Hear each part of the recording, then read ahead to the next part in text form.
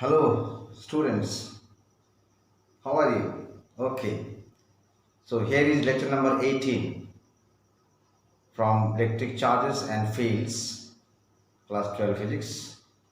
And today's topic of discussion are continuous charge distribution and electric flux. So my dear students, so far we have studied about the electric fields, electric fields, electrostatic forces due to a point charges like a force between electron and proton, or a force between two protons or one electron or proton, or you can say that electric field due to a point charge at a given point. Okay, and even the electric field due to a number of point charges, and how we can apply superposition principle for finding net electric field. And then we studied about about that electric dipole is also a system of 2 point charges. We should remember this 2 point charges, and we got how to find electric field, how to find electric field due to a dipole at various points.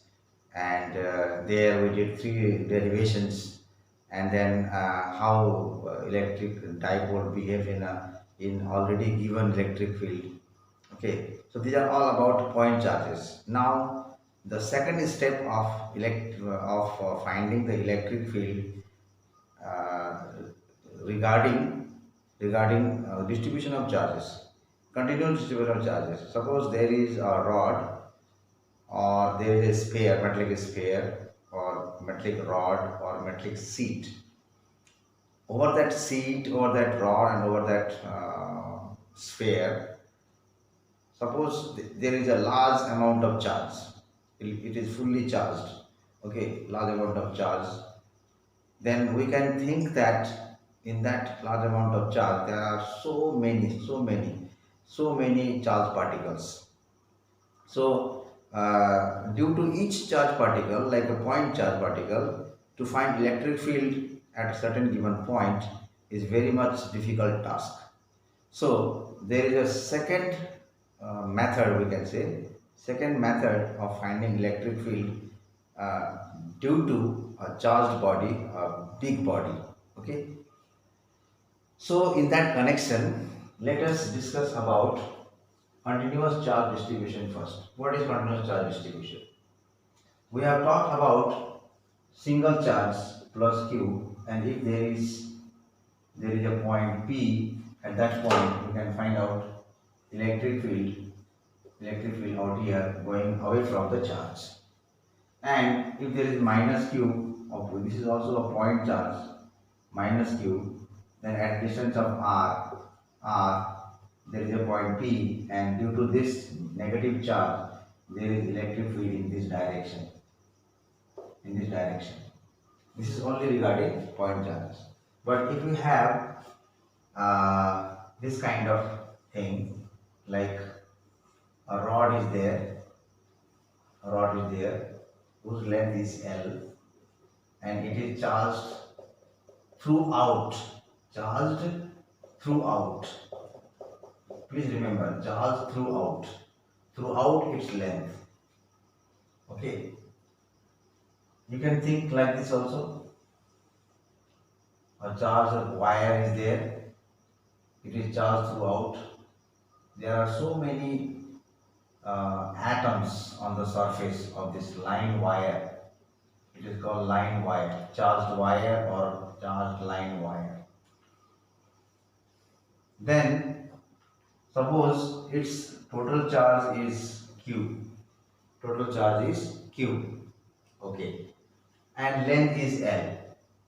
Now charges are being distributed, and this is called continuous charge distribution. Continuous. Okay. Continuously it is distributed. It is not discrete. These are the discrete one.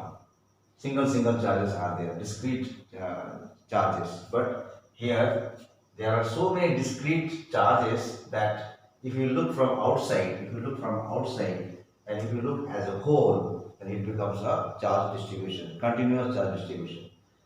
For example, suppose there is a train going somewhere,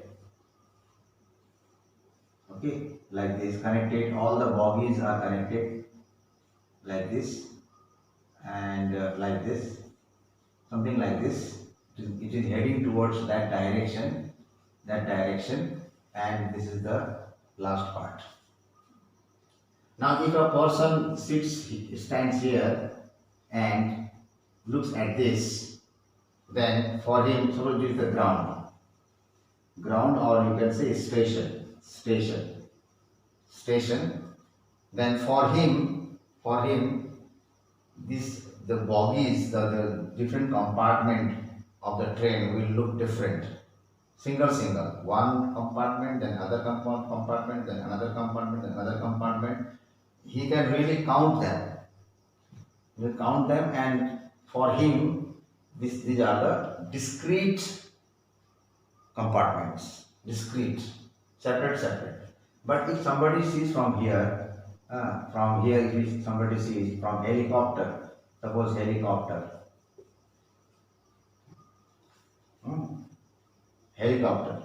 अगर वो helicopter से देखता है, बहुत ऊपर से देखता है, तो उसको कैसे लगेगा? ये लगेगा एक सिंगल ट्रेन जा रही है, बीच में कोई गैप नहीं है, कंटिन्यूअस है, उसके लिए लगेगा ये कंटिन्यूअस है, ठीक है, कंटिन्यूअस है. He can hardly see that there is a connection, there is a gap between the two successive compartments. उसको लगेगा ही नहीं, उसको लगेगा एक सिंगल ट्रेन दौड़ रही है पटरी पे, और वही है ये कंटिन्यूअस चार्ज डिस्ट्रीब्यूशन का concept. So if we go inside the rod and you think about individual particle, and think about the electron inside it, each electron, then it becomes a discrete. But if you see from here as a whole, this whole thing will become continuous. ये whole thing क्या हो जाएगा? Continuous हो जाएगा, ठीक है? ये continuous charge distribution, ये सिंगल पॉइंट डिस्क्रीट हो जाएगा, और ये पूरा चीज जो है ये हो जाएगा continuous. Okay. Now, what is continuous charge distribution then? The charges at macro level, charges on a body at macro level are supposed to be continuous charge distribution, and the discrete charges here for this bulk body is not applicable. Discrete applicable नहीं है, तो हमें वो सब चीज़ लिखने की जरूरत नहीं है.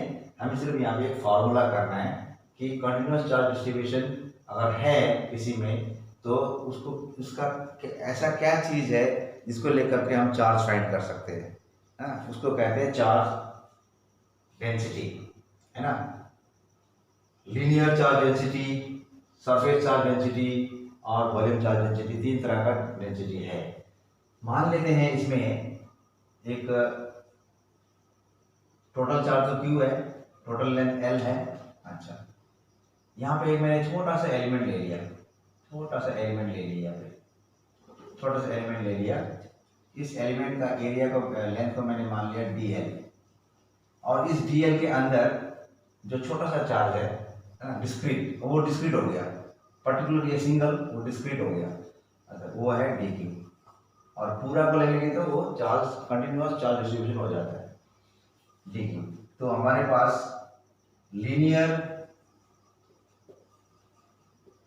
चार्ज डेंसिटी का एक टर्म है, इसको हम लोग लैम्डा बोलते हैं, वो है टोटल चार्ज बाय लेंथ. अच्छा, अब स्मॉल एलिमेंट लेंगे. फॉर स्मॉल एलिमेंट dl, है ना, small charge small charge equals to dq. Okay, then linear charge density equals to dq upon dl. Charge in that length element divided by length element is the linear charge density. ये हो गया formula. अब यहाँ से क्या निकलता है, ये dq जो है ना, छोटा सा चार्ज, वो निकल जाएगा लैम्डा टाइम्स dl. ये हो गया. अच्छा, अब इसका यूनिट करते हैं, SI यूनिट. SI यूनिट क्या होगा लैम्डा का, यहाँ ही देख लो, dq बाई dl. तो जाहिर सी बात है ये कूलम पर मीटर, हम खत्म. अगर यहाँ देखेंगे तभी कूलम पर मीटर, यहाँ देखेंगे तभी कूलम पर मीटर. तो ये दोनों क्या सेम है, और रेशियो देखते हैं तो सेम है, क्योंकि यहाँ जो यूनिट आ रहा है कूलम या मीटर, यहाँ भी कूलम या मीटर. सिर्फ ये डिस्क्रीट जैसा लग रहा है, डिस्क्रीट एक सिंगल पॉइंट चार्ज को, सिंगल एलिमेंट को लेकर के किया है. अदरवाइज डेंसिटी तो डेंसिटी होता है ना. डेंसिटी अब मान लो डेंसिटी हम क्या करते हैं, मास बाय वॉल्यूम, है ना. मास को चेंज कर दिया तो वॉल्यूम भी चेंज हो गया, फिर दोबारा रेशियो निकाला तो डेंसिटी वही आया. मान लो डेंसिटी ऑफ मान लो आयरन, डेंसिटी ऑफ आयरन हमको निकालना है. एक छोटा सा पीस ऑफ आयरन है. अब आयरन का डेंसिटी पता करना है तो हमें मास पता करना पड़ेगा, और उस आयरन का जो पीस है उसका वॉल्यूम पता करना पड़ेगा. मास बाय वॉल्यूम कर दे, छोटा सा आयरन का, ये छोटा सा आयरन का, है ना. फिर उसी आयरन को बड़ा करके लिया, मैंने बड़ा करके लिया, फिर उसमें भी हमने मास फाइंड कर दिया और वॉल्यूम फाइंड कर दिया. तो डिवाइड करेंगे तो वही डेंसिटी आएगा. Why? Because material is not changed, material तो वही है ना. तो डेंसिटी किसी भी मटेरियल का फिक्स्ड होता है. आप मास चेंज करो तो वॉल्यूम चेंज हो जाएगा, है ना. देखो मास चेंज कर दिया, वॉल्यूम चेंज हो गया, वॉल्यूम चेंज कर दिया, वॉल्यूम चेंज कर दिया और मास भी चेंज कर दिया, तो फिर रेशियो करेंगे तो वही आ जाएगा. तो mass per unit volume is density. Exactly like that we have charge per unit length. Unit length में कितना चार्ज है वो है उसका डेंसिटी. तो पूरा को ले लेंगे तो क्या हो गया, फुल चार्ज हो गया, पूरा कंप्लीट चार्ज Q, है ना. अच्छा, अब ये पूरा निकालते कैसे हैं, यहाँ पे इंटीग्रेट करते हैं. थोड़ा सा इंटीग्रेशन का यहाँ पे रूल्स फॉलो करना पड़ेगा. तो लैम्डा इंटीग्रेशन लैम्डा dl, मतलब ये कहाँ से कहाँ तक, 0 से Q तक पूरा चार्ज. ये कहाँ से कहाँ तक, lambda is constant, dl is 0 to length L. Length L है 0 टू L. तो ये हमारा हो गया Q, total charge Q minus 0 Q, lambda constant, और ये L हो गया. तो यहाँ से दोबारा निकल गया ना, lambda is equal to Q by L. Density, linear charge density Q by L, unit is coulomb पर मीटर. क्लियर? इसमें भी वही है, मान लो इसमें चार्ज Q है, लेंथ इसका मान लो, हाँ इसका भी L है, तो वही फार्मूला आ जाएगा. ये छोटा सा एक छोटा सा लेंथ एलिमेंट ले लिया, छोटा सा लेंथ एलिमेंट ले लिया मैंने यहाँ पे, ये छोटा सा, है ना. तो इसको मैंने मान लिया dl, और इसका जो है लेंथ, इसका चार्ज है dq. तो लैम्डा इज इक्वल टू क्या हो जाएगा, dq by dl. Same process. तो this is linear charge density. Application of this is not so much asked in board examination. Regarding this surface charge density, linear charge density and volume charge density, most of the questions are for that competitive examination, JEE and NEET and all. Okay, so in our class 12 syllabus, only the definition is enough. What is linear charge density? Linear charge density is defined as charge per unit length. So its unit is coulomb per meter. Okay. अगर कोई बड़ा सा seat है, कोई बड़ा सा sphere है charge का, या क्यूब है, या क्यूबॉइड है, तो उसके वजह से किसी एक दूसरे पॉइंट पे कितना इलेक्ट्रिक फील्ड होगा, वहाँ से कितना फ्लक्स निकलेगा, ये सब जानकारी के लिए डेंसिटी का जानना बहुत ज़रूरी होता है। Density we have to know, charge density, unit length में कितना चार्ज है, यूनिट एरिया में कितना चार्ज है, और यूनिट वॉल्यूम में कितना चार्ज है ना। Okay, now next is this is linear surface charge density. Surface के लिए मैं एक ऐसे बना लेता हूँ, मान लो एक सीट है, ये सीट है जिसका area, this is charge, charges are distributed all over and its area is A. Area is A. Okay, and total charge is Q. Total charge is Q. ये पूरा ठीक है। अब मैंने एक छोटा सा एलिमेंट ले लिया, छोटा सा एलिमेंट ले लिया, इसको मैंने मान लिया, एलिमेंट ऐसे ले लेते हैं, ऐसे ऐसे करके, है ना। छोटा एलिमेंट ले लिया, इसको मैं मान लिया DA, small area element, small area element. Remember, area element is very important, going to be very important in Gauss law and flux. Small area element where the charge is dq. Within that small area element the charge is dq, charge dq है। तो हम लिखेंगे यहाँ पे, ये surface हो गया, area surface, तो surface charge density is defined as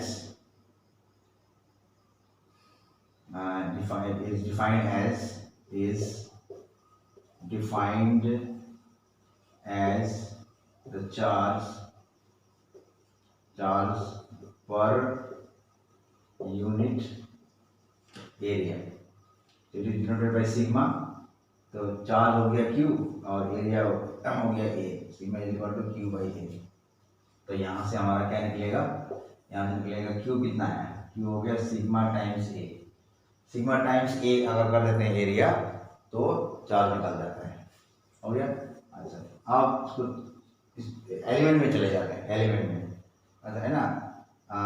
area element के लिए हमने एरिया एलिमेंट लिया हमने DA, तो small charge element of that DA is equal to DQ। तो हो गया इसमें, तो सिग्मा इज इक्वल टू क्या आ जाएगा, DQ अपॉन DA।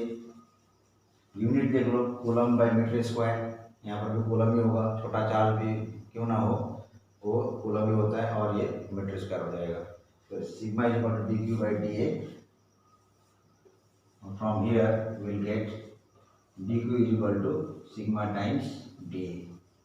अच्छा, अब इसको हम इंटीग्रेट करेंगे dq को 0 to q, तो इंटीग्रेट करेंगे sigma dA 0 to A full area, 0 to A full area, तो ये फुल चार्ज हो गया q, तो ये सिग्मा A आ गया, वापस वही आ गया, देख लो इधर वापस वही आ गया। तो यूनिट क्या होगा इसका, SI यूनिट क्या होगा इसका, कूलम पर मीटर स्क्वायर, कूलम पर मीटर स्क्वायर, और you can write Cm to the power -2।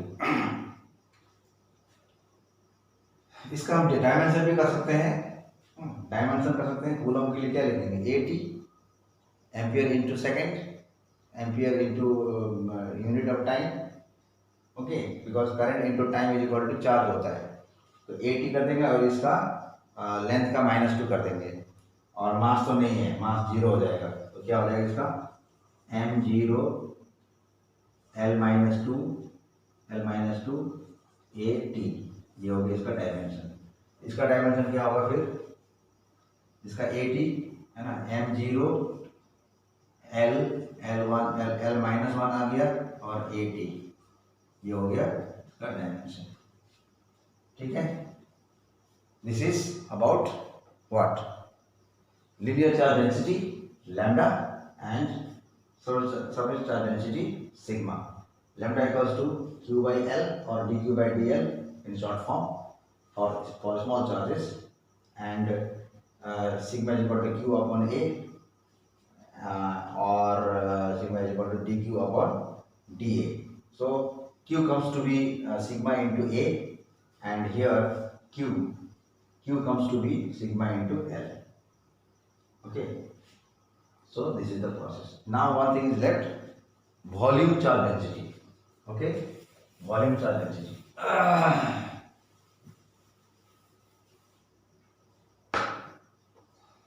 Volume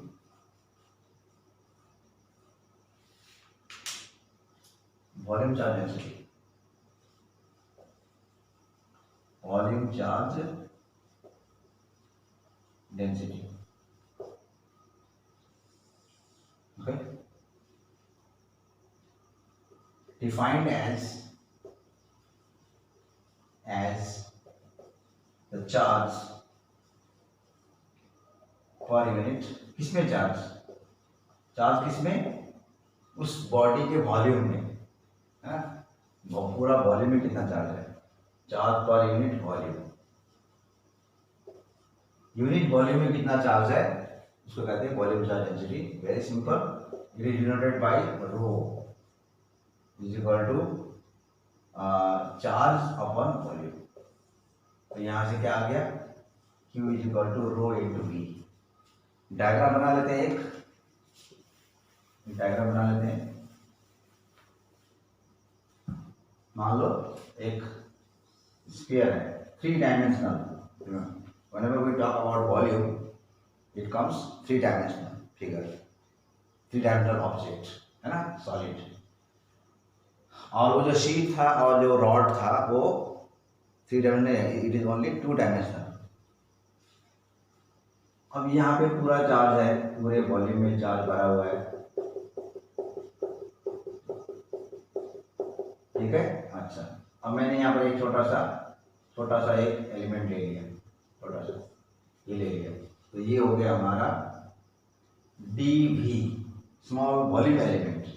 its volume is V, okay, and it's charge is Q, total charge is Q and total volume is V. If it is a sphere, it is 4/3 pi r cube, and if it is cube, then L cube, and if it is cone, then 1/3 pi r square h, and if it is cylinder is also 3 dimensional, and it is pi r square h. So it is volume. So a small volume element is dV, and in that volume element, within that volume element, small charge is dq. So what is the formula then? What is the formula? Formula of volume charge density. Volume charge density is rho equals to dq upon dV. Very simple. This is also a formula. From here what we get? The value of dq we get is equal to rho dV. If you do integration dq 0 to q, integration rho dV, rho is constant, 0 to V, then it will be q equals to rho V. Q is equal to rho V. Now it's SI unit. SI unit is what? SI unit will be coulomb per meter cube. Dimension, mass is not there, 0, L minus 3, and coulomb is 80. Okay, clear? So 3 definitions: linear charge density lambda, Q by L, surface charge density sigma, Q by A, or you can say dq by dA, and and volume charge density is Q by V, or you can say dq by dV. And Q comes out to be rho into V, or small charge dq comes out to be rho into dV. Okay, so its units are discussed here. Now ये हम लोग क्यों पढ़ रहे हैं, ये मैं थोड़ा सा बताना चाहता हूँ। ये पढ़ रहे हैं इसलिए कि कोई एक बड़ा सा चार्ज बॉडी है, मान लो चार्ज बॉडी है, बड़ा सा चार्ज बॉडी है जिसमें वॉल्यूम मैटर करता है, ठीक है। कंटिन्यूअस चार्ज डिस्ट्रीब्यूशन है थ्रू आउट इट्स वॉल्यूम, है ना। उसमें एक बड़ा सा चार्ज है Q। यहाँ पे मैंने एक पॉइंट P ले लिया और इसके वजह से यहाँ पे क्या फील्ड होगा, ये फील्ड निकाल सकते हैं वहां से हम, है ना। जब यहाँ से हम फील्ड निकालेंगे ना तो हम एक एक जो डिस्क्रीट चार्जेस है अंदर, एक एक चार्ज की वजह से वो फील्ड निकालेंगे। इस चार्ज की वजह से वो फील्ड, इस चार्ज की वजह से वो फील्ड, इसके वजह से वो फील्ड, इसके वजह से वो फील्ड, और सारा फील्ड को ऐड कर देंगे। तो वो ऐड करने का तरीका क्या है, इंटीग्रेशन, है ना। एक छोटा सा चार्ज के लिए एक DE निकाल लेंगे, DE, है ना। तो ये एप्लीकेशन होता है, DE निकाल लेंगे, फिर बाद में उसको इंटीग्रेट कर देंगे, फिर पूरे वॉल्यूम का आ जाएगा। ठीक है, मैं थोड़ा सा देता हूँ यहाँ पे।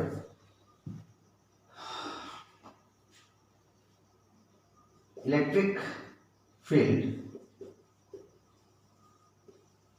due to a continuous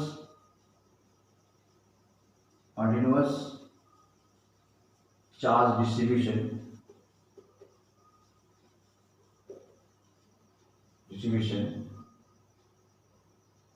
in a sphere, है ना, of volume V and charge Q कैसे निकालेंगे। तो ये तो कर देंगे हम पहले तो for small volume element dV, यहाँ कर देते हैं स्फीयर एक, है ना, एक वॉल्यूम एलिमेंट ले लिया ये dV, और इसमें dQ है और पूरा चार्ज बराबर है,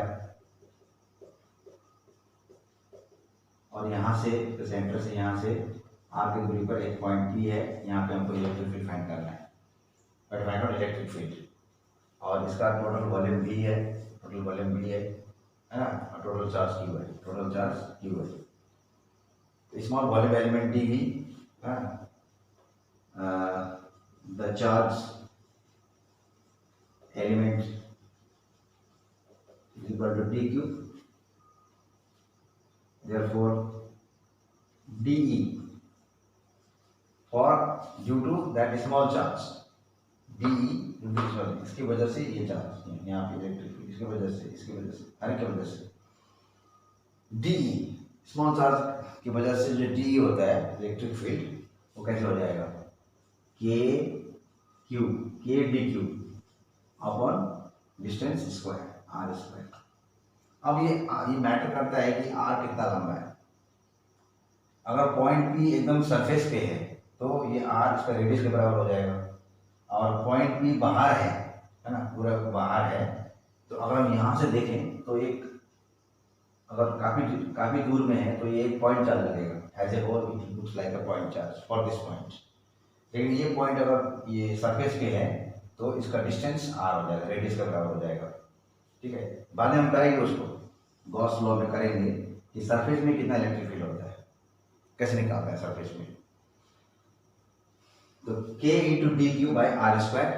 ओके, नाउ चेंज dQ को क्या करेंगे, K इंटू dQ क्या करेंगे, dQ इक्वल टू क्या था वहां पे, देखो इधर dQ equal to rho dV, अच्छा रो dV अपॉन R², हो गया, छोटा सा इलेक्ट्रिक फील्ड बन गया। अच्छा, अब total electric field E net और you can say E total is equal to K upon R², rho constant, integration dV। R is fixed, point is fixed, R is fixed, density is density, it is not going to change, K is constant, so dV is the variable, so 0 to V। तो क्या आ गया, बताओ क्या आ गया, K rho V R², है ना, K रो V R²। लेकिन जैसे हम यहाँ पे देखो E net is equal to K rho V R²। अब यहाँ पे अगर K की वैल्यू जरूरत है तो 1/4πε0 if it is operated in air और vacuum, rho is constant, rho तो रो ही है, और V ये कैसा बॉडी है, what kind of body it is sphere cone, cylinder, what? According to the shape of the body, volume, the formula of volume can be written here, and at what distance point P is there with respect to the whole volume. The whole volume is supposed to be at the center. That means whole charge is supposed to be at the center at that time. Okay? Or this whole sphere can be thought as a point charge having a large amount of charge Q. तो यहाँ value डाल देने से आ जाएगा.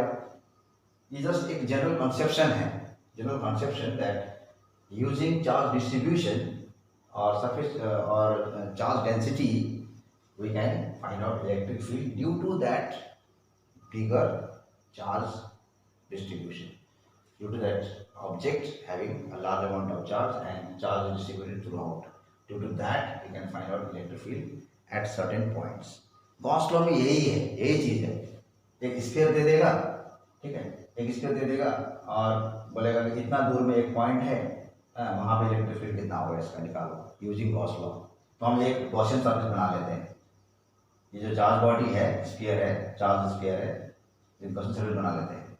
अगर वो charge surface पे है तो यहाँ पर और एक सरफेस बना लेंगे गॉसियन सरफेस, बार बार से ऐसे बना लेंगे और वहाँ से कितना फ्लक्स निकाल रहा है, ठीक है, कितना फ्लक्स निकाल रहा है और वो फ्लक्स के हिसाब से हम लोग इलेक्ट्रिक फील्ड निकालेंगे.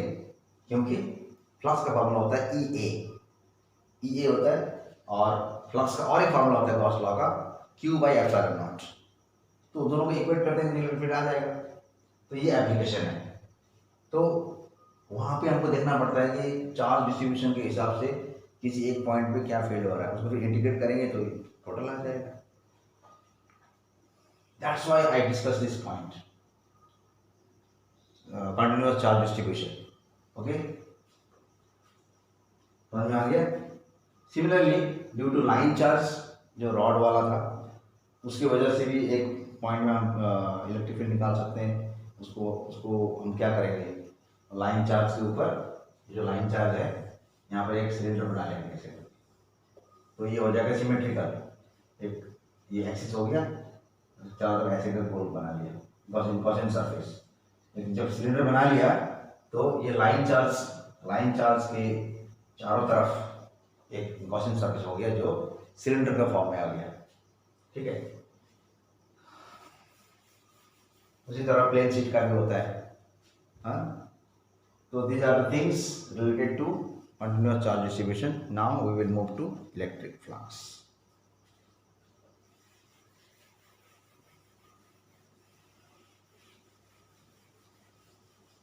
So continuous charge distribution also leads to electric field and Coulomb's law. Coulomb's law can be derived from even continuous charge distribution. Okay, but there we need to take individual charge particles, and due to that individual charge particles we have to apply Coulomb's law and all the concept of electric field, and then finally we have to come to the whole amount of charge and whole amount of electric field. So electric flux.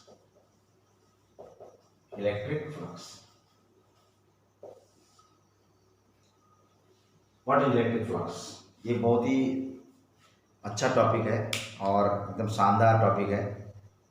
इसको कभी भी नहीं भूलना है. Class 12 physics में तो ये भूलना ही नहीं है बिल्कुल.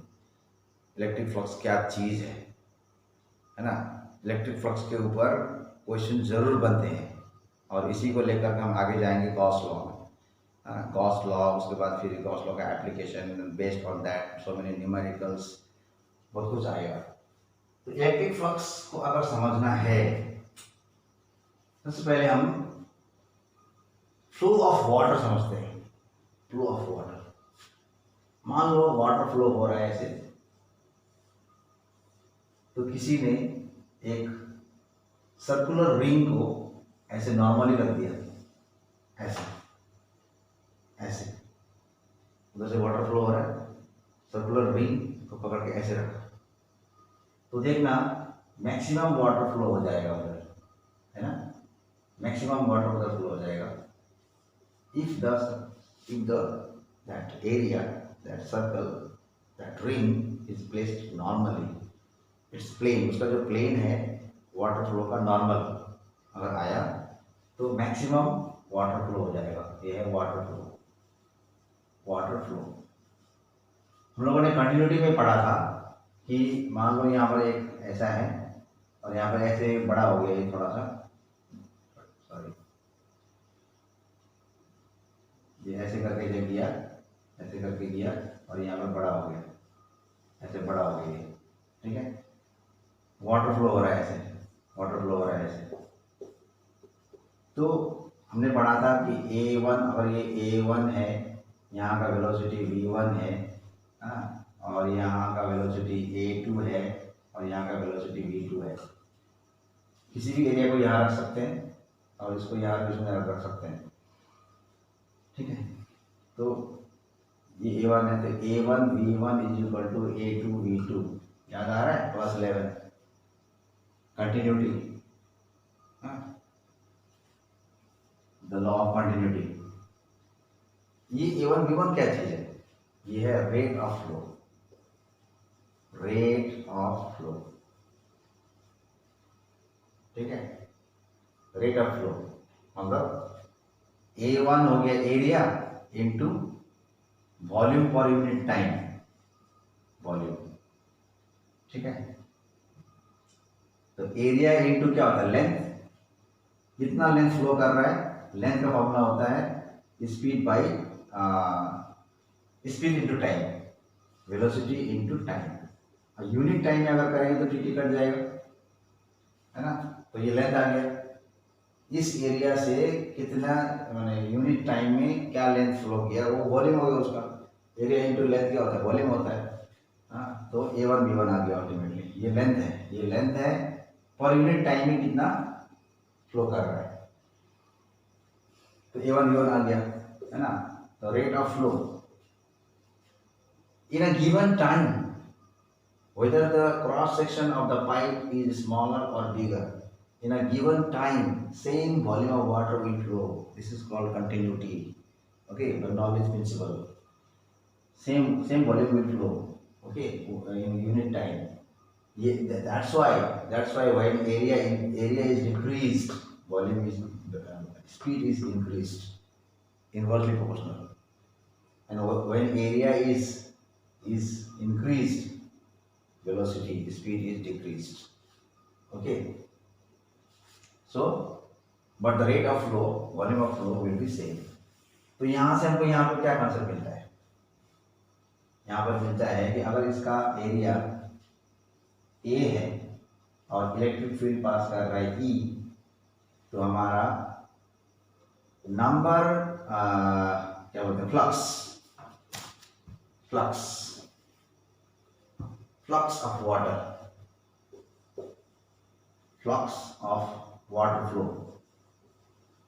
फ्लो। फ्लक्स मतलब बहाव होता है, कितना बह के आ रहा है ना, एक सर्टेन एरिया के अंदर से। Flux of water flow is equal to E times A। Total की बात कर रहा हूँ। अगर छोटा सा एरिया लिया है डेल्टा S, मान लो ये पूरा को मैंने डेल्टा A मान लिया, मान लो DA मान लिया, या डेल्टा A मान लिया, कुछ भी डेल्टा A मान लिया, और इलेक्ट्रिक फील्ड E है, तो E delta A। This E delta A is the flux of water. कैसे? ये देखो यहाँ पे एरिया था ना, A1 V1, है ना। तो एरिया तो ये हो गया, और यहाँ पे V1 क्या चीज है? वाटर का फ्लो, वाटर फ्लो होता हुआ दिखाई दे रहा है। Water is flowing with speed V1 and वहां जाके V2। तो ये V1 का, ये तो वाटर में है V1, तो वाटर दिख रहा है, लेकिन इलेक्ट्रिक फील्ड में इलेक्ट्रिक फील्ड दिखता नहीं है, इलेक्ट्रिक फील्ड लाइंस दिखता ही नहीं है ना। तो यहाँ पे वेलोसिटी का जो एनालोगस है वो इलेक्ट्रिक फील्ड है। क्यों? This flux is due to the flow of water with a certain velocity, clear. And this flux, अब इलेक्ट्रिक फील्ड की बात करें, अब यहाँ पर मैंने दिखाया नहीं है अभी तक, है ना।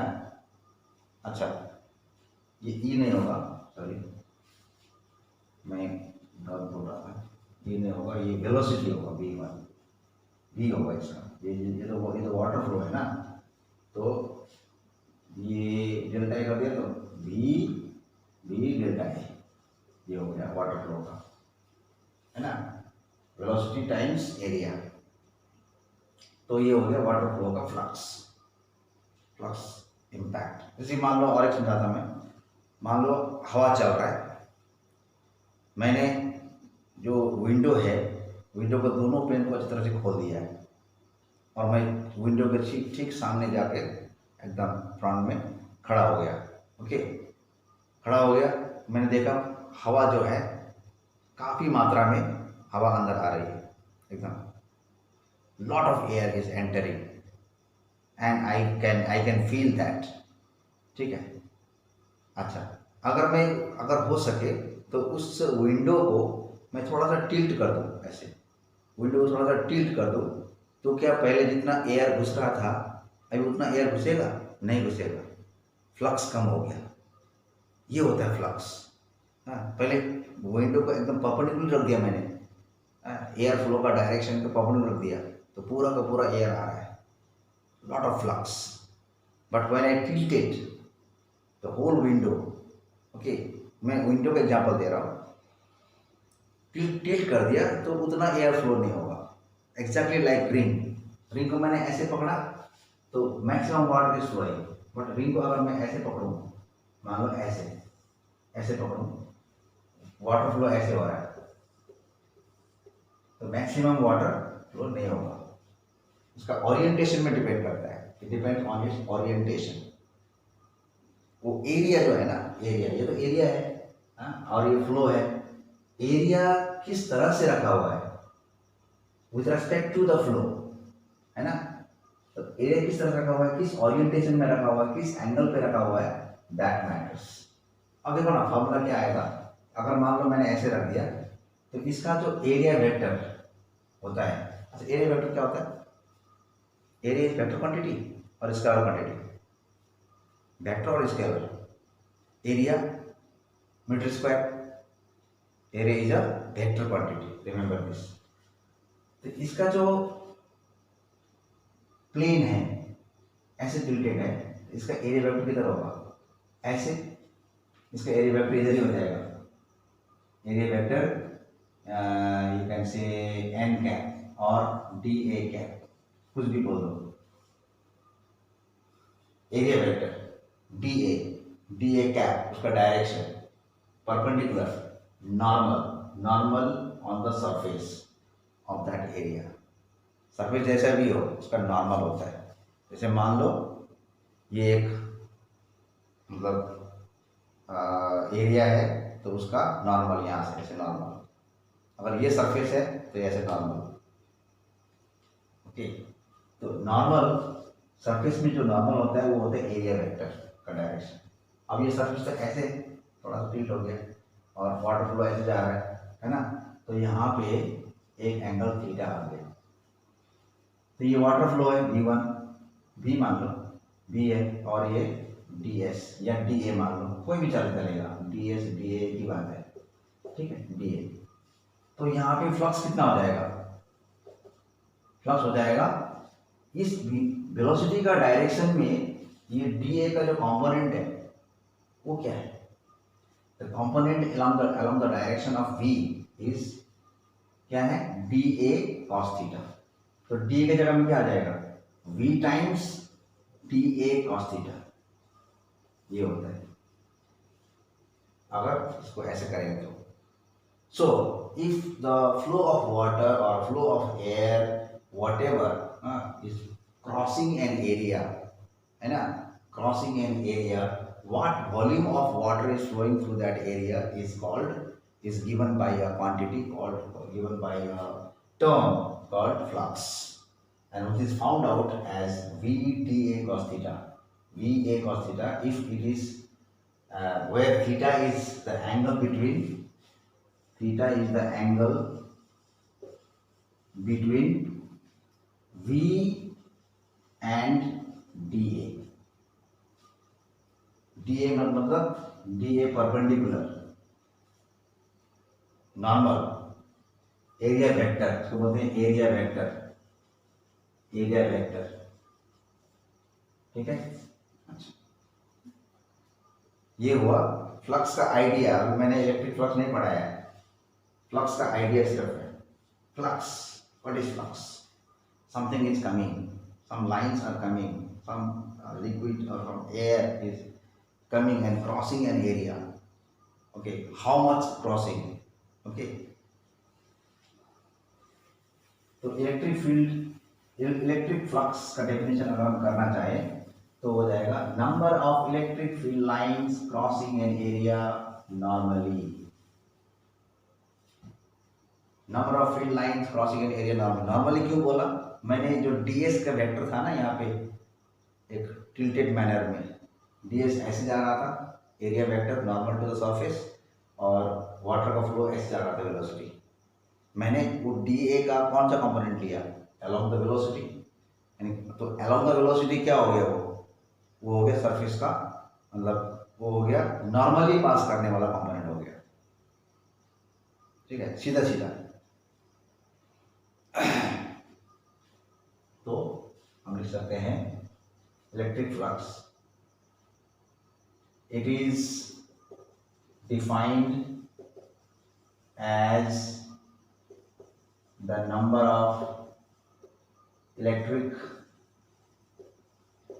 Field lines.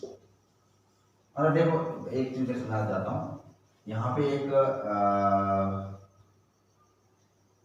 एक पॉजिटिव चार्ज है और यहाँ पे एक नेगेटिव चार्ज है। फील्ड लाइन बनाते हैं सीधा, एक ऐसे यहाँ से निकलता हुआ, फिर ये ऐसे ऐसे, फिर ये ऐसे, है ना? ये फील्ड लाइन है, देखो, है ना?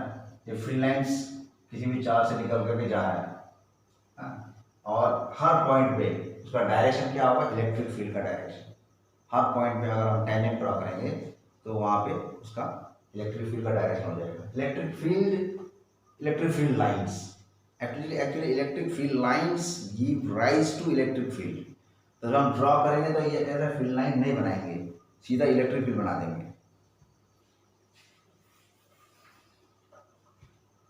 It is defined as the number of electric field lines crossing through a given area normally. Okay, अच्छा, it is denoted by phi। ठीक है, तो phi equals to E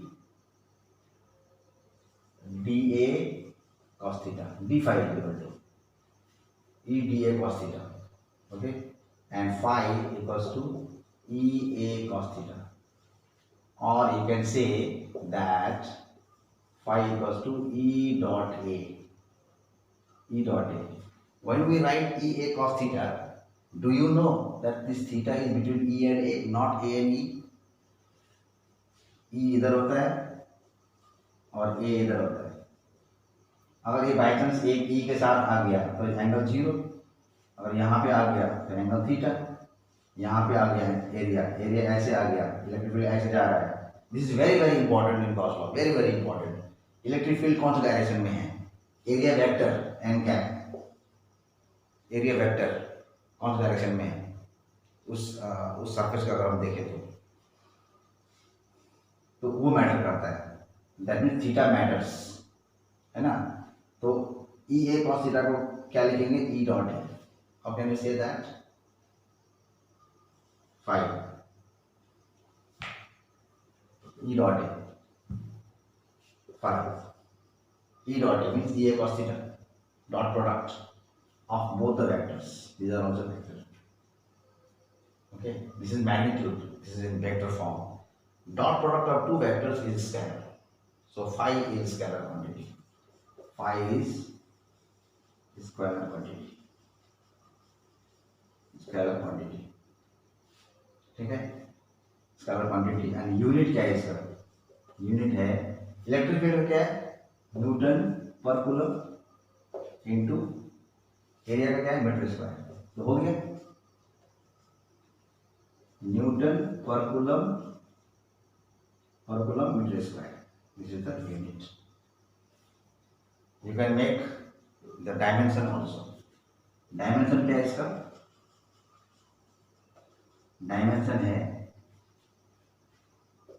Newton का क्या आता है, न्यूटन का केजी मीटर पर सेकंड स्क्वायर, केजी का लिख लेते पहले, केजी मीटर पर सेकंड स्क्वायर न्यूटन का हो गया, कूलम का A T, A minus one T minus one, metre square का एल. अच्छा इसको मैं पहले कूलम लिखता हूँ, first coulomb metre square minus नहीं प्लस मीटर स्क्वायर, तो केजी का क्या हो गया मास, ये तो मीटर है ना, एल हो जाएगा, तो m1 एल है यहाँ पे 3, ठीक है, एल यहाँ पे 3 है, और कूलम का क्या हो जाएगा 80,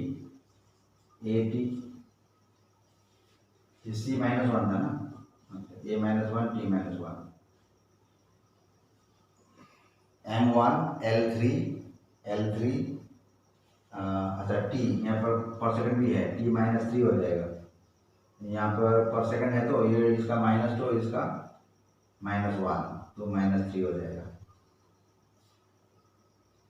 m1 L3 टी, ये टी का -2 है, और यहाँ पर सी में क्या आ रहा है ए इनवर्स टी इनवर्स आ रहा है, तो टी टू द पावर -3 हो गया, और ए का ये एम्पियर है, एम्पियर का -1 बस हो गया है ना, तो ये हो गया डायमेंशन. ठीक है ना, ठीक ही होगा, correct. Okay, these are the basic things of electric flux. Now we will understand by drawing diagrams. Suppose मैंने ये ऐसे एक प्लेन ले लिया, ऐसे something like this, है ना, इसका एरिया ए है, इलेक्ट्रिक फील्ड मैंने ऐसे ले लिया, ऐसे क्रॉस कर रहा है electric field. This plane is placed perpendicular to the direction of electric field.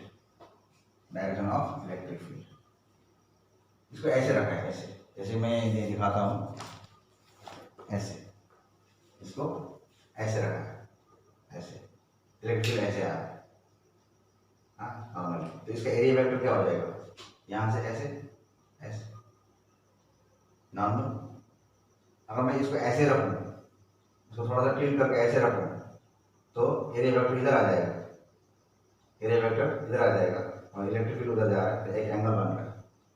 अगर मैं ऐसे रखूँ, इसको ऐसे करके रखूँ, ठीक है, तो इलेक्ट्रिक फील्ड तो सीधा जा रहा है और एरिया वेक्टर इधर आ रहा है, ठीक है, तो ओरिएंटेशन हम चेंज करेंगे तो एरिया वेक्टर भी चेंज हो जाएगा.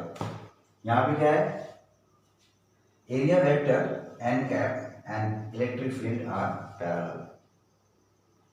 पैरेलल है ना. इसको हम ds कैप भी बोल सकते हैं, dA कैप भी बोल सकते हैं. Area vector and electric field are parallel, तो यहाँ पे फ्लक्स हो जाएगा मैक्सिमम, ठीक है. तो फ्लक्स का फॉर्मूला क्या हो जाएगा, E A cos थीटा, तो यहाँ पे थीटा 0 है, तो EA maximum flux phi max equals to EA. इस केस में अगर मान लो इसको मैं कैसे कर दूं,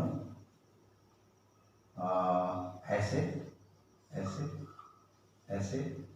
और ऐसे थोड़ा सा, है ना, ऐसे कर दूं, और इलेक्ट्रिक फील्ड ऐसे जा रहा है. सोच लेते हैं, इसको थोड़ा टिल्ट कर दिया, इसका एरिया वेक्टर इधर जा रहा है, ऐसे एन के area vector perpendicular normal to the surface, normal to the surface, बार बार बोल रहा हूँ, normal to the surface outward, ठीक है। हाँ, एक प्लेन शीट अगर लेते हैं तो नॉर्मल इधर भी होता है, ये प्लेन शीट है, मान लो ये प्लेन शीट है, ये प्लेन शीट है। हाँ, इसका इसका एरिया वेक्टर यहाँ से ऐसे भी आ सकता है और इस साइड वाला फेस से इधर भी आ सकता है। तो अगर हम इधर से एरिया वेक्टर मान लेते हैं शुरू में, तो if we take any surface and take the area vector perpendicular to that, then throughout the question, throughout the sum, we will fix to the same direction, उसी एरिया वेक्टर को हम लेके चलेंगे। कभी एक स्टेप में इधर का एरिया वेक्टर, यहाँ पे एरिया वेक्टर ले लिया, दूसरे स्टेप में फिर इधर का एरिया वेक्टर ले लिया, ऐसे नहीं चलेगा। Once we set that okay this is going to be area vector, this is going to be area vector, and how many electric field lines are crossing, what is the angle between area vector and the electric field, so we will consider that and then we will solve। तो ये electric field हो गया और ये area vector हो गया। Electric field और area vector में एंगल है हमारा थीटा, थीटा आ गया। अब ये जीरो नहीं होगा, मतलब ये कॉस जीरो नहीं होगा, कॉस थीटा कुछ एक वैल्यू आएगा। तो इसके लिए क्या हो जाएगा, phi equals to E A cos theta. अगर डी फाई करना हो तो कोई बात नहीं है, ई ले लिया, डी ए ले लिया, कॉस थीटा ले लिया, बस काम खत्म। अगर मान लो उसको मैं ऐसे रख दूं, ऐसे, है ना, ऐसे मतलब हॉरिजॉन्टली, हॉरिजॉन्टली कैसे, ऐसे रख दिया, ऐसे उस एरिया को मैंने ऐसे रख दिया, ठीक है, ऐसे रख दिया। तो इलेक्ट्रिक फील्ड ऐसे जा रहा है, एरिया वेक्टर यहां से ऐसे दिखाते हैं, लेकिन एक्चुअली होता है क्या, यहां से ऐसे डॉट, देखो डॉट मतलब क्या बताया था मैंने, ऐसे बाहर आ रहा है, ऐसे, ठीक है। कहने का मतलब ये देखो बाहर आ रहे हैं, ऊपर जा रहा है, ऊपर ही जा रहा है, चलो तो चलो ये कर देते हैं, ऊपर जा रहा है ना, मान लो ऐसे रखा, ऐसे रखा, इलेक्ट्रिक फील्ड ऐसे जा रहा है, ठीक है, दिखाई दे रहा है, ऐसे जा रहा है और सरफेस एरिया ऐसे है, इसका एरिया वेक्टर ऊपर ऐसे आ रहा है, ऊपर area vector electric field area vector. तो उन दोनों में बीच में एंगल हो गया 90 डिग्री, एंगल हो गया 90 डिग्री। ये एरिया वेक्टर है और ये इलेक्ट्रिक फील्ड है, ओके। इलेक्ट्रिक फील्ड और एरिया वेक्टर का ही खेल है यहाँ पे, और कुछ नहीं है। एरिया को कैसे रखा है और इलेक्ट्रिक फील्ड कैसे आ रहा है। तो यहाँ पे फ्लक्स क्या हो जाएगा, zero, E A cos area मान लो ए है, ई ए कॉस 90 डिग्री तो हो गया जीरो। तो flux is zero, no flux, no electric field lines are crossing that area normally, they are all escaping out of it, all escaping out of it, उसके through से नहीं जा रहा है। तो ये केस है, ये केस है, ये केस, ठीक है। इसमें मैक्सिमम, इसमें कुछ होगा थीटा वगैरह, जितना थीटा आएगा वही, और इसमें मिनिमम, ये हो गया मिनिमम। तो when flux is minimum, when no electric field lines cross that area, okay, that means when the area vector and the electric field are normal to each other। हमने surface को क्या लिया, कैसे रखा, वो उतना मैटर नहीं करता। मैटर क्या करता है कि मेरा एरिया वेक्टर किधर है, where is my area vector, and area vector is always perpendicular to the surface outward, and any one surface can be taken at a time, okay, and once we take a one surface and one area vector, then we will stick to the same area vector throughout the sum। तो मेरा area vector किधर है और मेरा electric field किधर है, that matters the most, that matters the most electric flux के लिए, ठीक है। तो अब मैं एक सर्कल का कुछ लेता हूँ इलेक्ट्रिक फ्लक्स को समझाने के लिए, यहाँ पे कर लेता हूँ। मान लो मैंने एक सर्कुलर रिंग लिया, ऐसे खड़ा है परपेंडिकुलर, ये इलेक्ट्रिक फील्ड लेने जा रहा है, बीच में गैपिंग होना चाहिए, ऐसे जा रहा है इलेक्ट्रिक फील्ड, ठीक है, ऐसे। तो इसका एरिया वेक्टर इधर या इधर, हम इधर भी ले सकते हैं, ठीक है।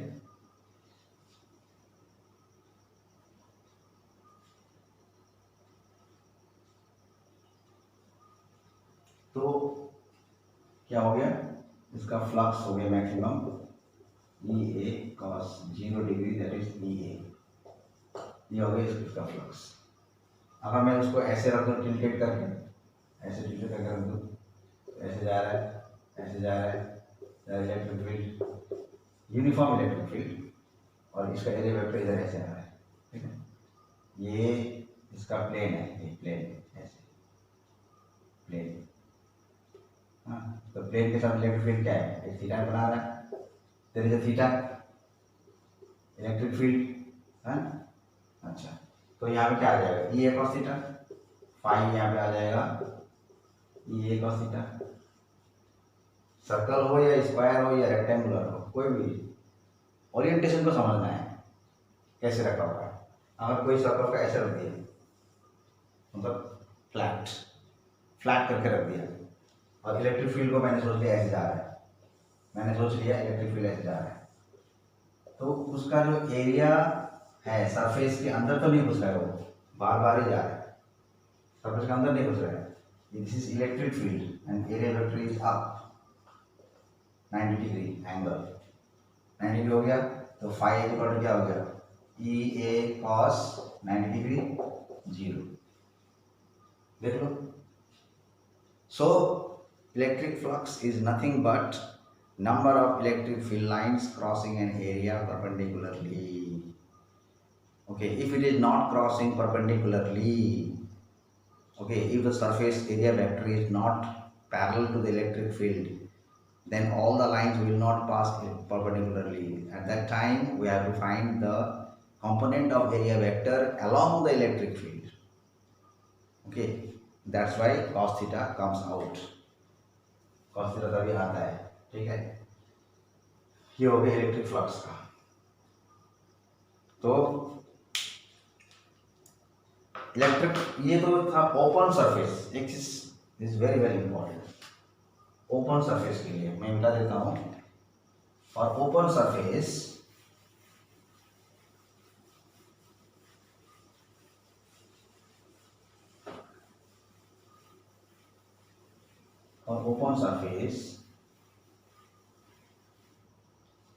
मान लो नेट फ्लक्स लेकिन 0 हो जाएगा, ओपन सरफेस ये खड़ा है ना, इसका एक एरिया वेक्टर इधर एन कैप और एक एरिया वेक्टर इधर एन कैप, इलेक्ट्रिक फील्ड ऐसे आ रही है जा रही है, आ रही है जा रही है, आ रही है जा रही है, इलेक्ट्रिक फील्ड। जितनी लाइनें आई और घुसी उतनी ही लाइनें निकली, तो incoming flux is equal to outgoing flux, total net flux 0, ठीक है, नेट फ्लक्स 0। कैसे, यहां पर देखो इलेक्ट्रिक फील्ड ये है, ये ऑपोजिट डायरेक्शन है। अगर इस एरिया वेक्टर को लेते हैं, मान लो DA1 क्या है, DA1 और ये DA2, अच्छा इसको 1 कर देते हैं, इसको 1 कर देते हैं, DA1 कर देते हैं, इसको DA2 कर देते हैं, ठीक है, DA1 DA2। अच्छा, फाई L मतलब flux to the left side of flux, incoming flux क्या हो जाएगा, ई ए कॉस 180 डिग्री। ऐसे हुआ, ये इधर इलेक्ट्रिक फील्ड उधर और ये एरिया वेक्टर इधर, remember area vector, electric field in that direction, electric and area vector in this direction. Okay, तो ई ए कॉस 180 तो कितना हो गया, cos 180 is how much 90 plus 90 है ना, सेकंड क्वाड्रेंट नेगेटिव -1, तो ये माइनस ए हो गया। सिंपल दिखा रहा हूँ मैं एकदम। हाँ, और जब न्यूमेरिकल वगैरह आएगा थोड़ा सा कॉम्प्लिकेशन हो सकता है, सिंपली समझा रहा हूँ। अच्छा, अभी फाई राइट, लेफ्ट साइड का फ्लक्स ऐसे एरिया है, ऐसे है ना, इधर से इलेक्ट्रिक फील्ड आ रहा है, ऐसे आ रहा है, जितना लाइन घुसा उतना लाइन निकलेगा। तो इस साइड का फ्लक्स क्या होगा देखते हैं। ये ओपन सरफेस है,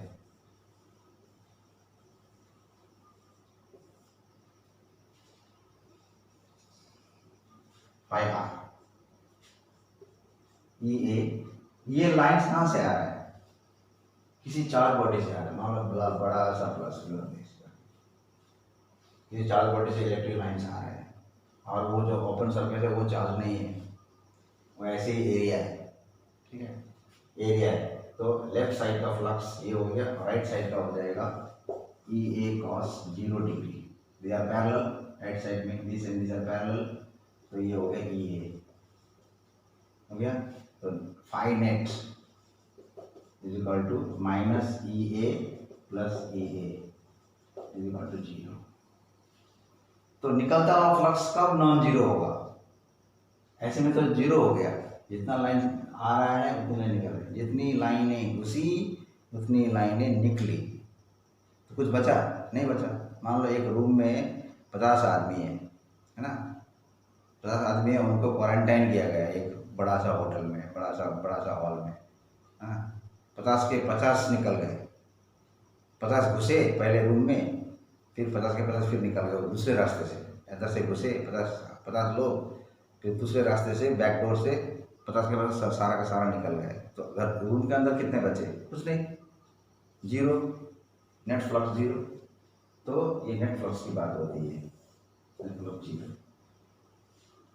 This is for open surface. What are the open surface? Rectangle, square, triangle, circle, ring.